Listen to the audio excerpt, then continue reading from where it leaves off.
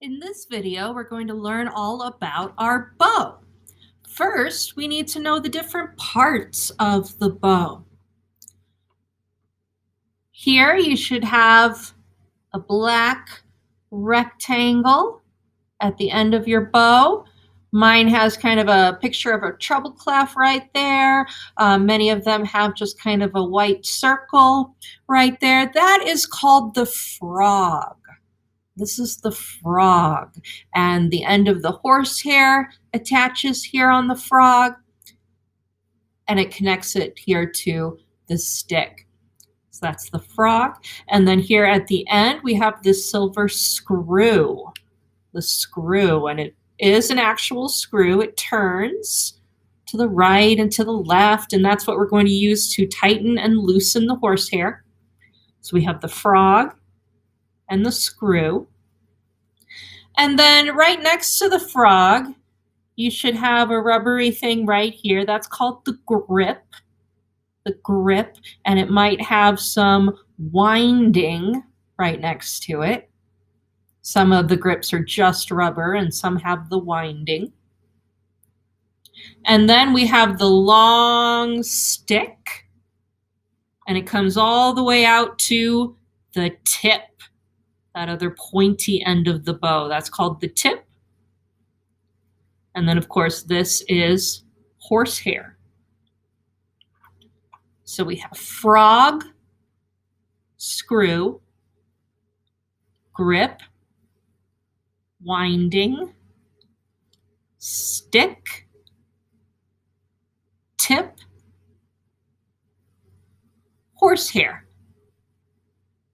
Those are all the parts of the bow that you need to know. So when we are using our bow, when we take it out of the case and get ready to play, we need to turn the screw righty-tighty to make the horsehair tight. We need to have some tension in the horsehair to make a good sound. But we also want to make sure that it's not too tight. So what you can do is tighten the horsehair, turn that screw righty-tighty, and then either on your instrument or using a pen or something, I want you to place the horsehair right in the middle of the bow. Place it on a pen or on the string and see if you can use the fingers of your bow hold to make that stick bounce up and down. You can see my stick bouncing there. We want the stick to be flexible. We want it to be able to bounce up and down just like that without going all the way down and hitting the horsehair. So if you can make your stick bounce without hitting the horsehair, then you know that the hair is tight enough. And then to make sure that it's not too tight, look at the stick of your bow. Look at the stick, and you should notice that it's not perfectly straight. It actually curves a little bit. It bends so that it's a little bit higher at the tip, and then it gently curves down towards the horsehair in the middle, and then back up a little bit at the frog. So you always want to have that just a little tiny bit of a smiley face when you look at your bow like this. If you tighten the horsehair so much that the stick goes totally straight, or even worse, if it bends up away from the horsehair, that means that the stick is too tight. And when our stick is too tight, it's possible that it could crack or warp, which is when it starts to bend sideways, which we don't want. We want it to be nice and straight.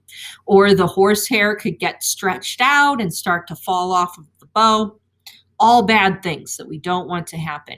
So tighten the horsehair so that it's tight enough, but not too tight. And then whenever you're done playing, you turn that screw back the other way, lefty-loosey, and let the horsehair get all loose and floppy. You can see how some of the hairs are just hanging loose there. You want it to get all loose and floppy when you put it away in the case. So tightening and loosening the bow using the screw, very important. Good. Now, when you are handling your bow, It's very important that we don't touch the horsehair. Don't touch the horsehair. And there's a reason for that. In our skin, there's special oil in our skin, and it's good for our skin. It's normal for our skin, and it's there even right after you wash your hands. There's oil in our skin. And so if we touch the horsehair, that oil is going to transfer from our skin onto the horsehair. And what happens is when we play on our instrument, in order for our instrument to make sound, the strings have to vibrate. And we can make the string vibrate either by plucking it with our finger or by pulling the horsehair across the string.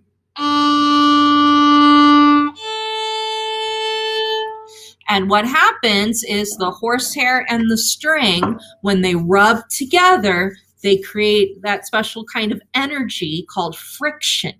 And that friction energy is what makes the string vibrate. However, if the horsehair is dirty, if it gets oily, then it's going to be too slippery and it won't be able to make friction with the string, and so it won't make the string vibrate.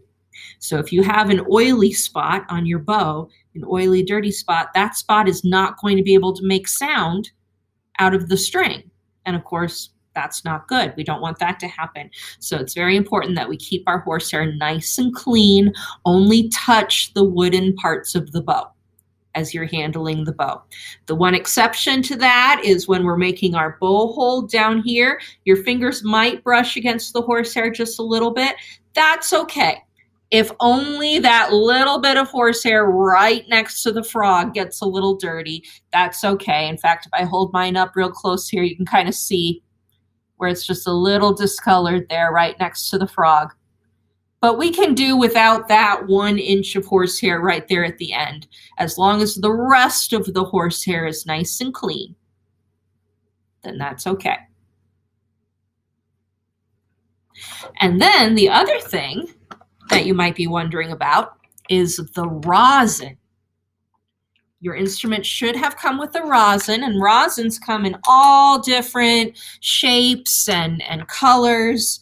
You can see mine that I have here is round and green.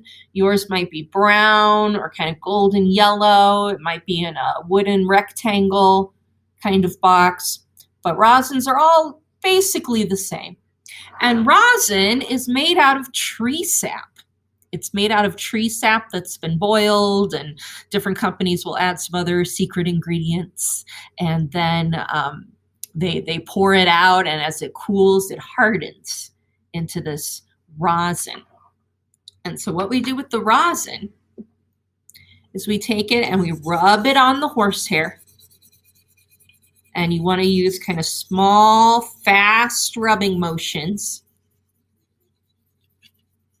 And as you do that, again, the friction energy between the rosin and the horsehair is going to make the top of that rosin produce this white powder. If you have a brand new rosin, the top of it might be all nice and shiny, but we don't want it to stay nice and shiny. We want it to turn into that white powder, and that powder goes onto the horsehair. And because rosin is made out of tree sap is very sticky, right? So that powder goes onto the horsehair, and it's kind of sticky and gritty, and so it helps the horsehair get as much friction as possible with the horsehair and the string. Horsehair all by itself without any rosin is actually just a little too smooth. So we add the rosin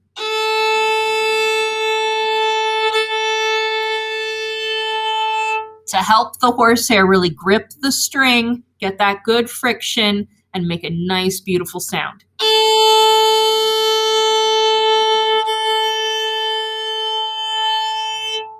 Then, as you play, you might notice some white powder building up on top of your strings and on the wood of the instrument. You can see a little bit of the powder there on my strings. So the rosin powder does come off as you play. So that's why we need to reapply the rosin every so often to our bow. But you don't have to do it all the time. A good rule of thumb is to rosin your bow for every 2 hours worth of playing. If you play your instrument for 2 hours, then you should put more rosin on your bow. So if you are practicing for 30 minutes at home, half an hour, then that would mean every 4 practice sessions you should rosin your bow. Okay, so you do not need to do it every time. It is possible to put too much rosin on the horsehair and then it just gets kind of gunky. So we want to use enough rosin to make a good sound, but not too much rosin.